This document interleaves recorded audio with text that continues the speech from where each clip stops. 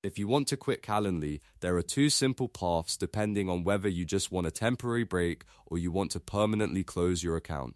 In this video, I'll walk you through both options step by step so you can choose the one that fits your situation.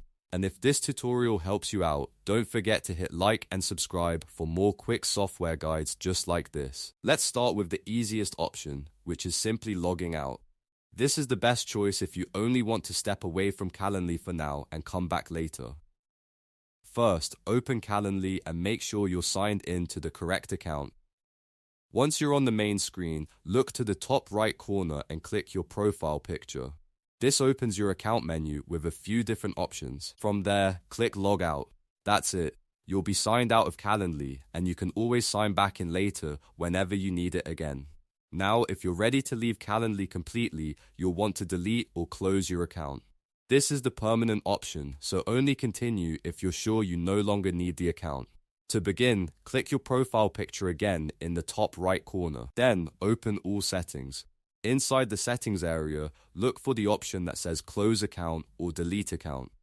Depending on your account type or the version of Calendly you're using, the wording may be slightly different, but it should be easy to spot. Once you find that option, click it to start the account closure process. Calendly may ask you to verify your email with a verification code, so check your inbox and enter the code when prompted.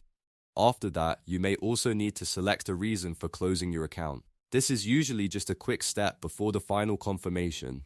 Review everything carefully, and once you're certain, confirm that you want to permanently close your account. And that's how to quit Calendly, whether you just want to log out temporarily or permanently delete your account.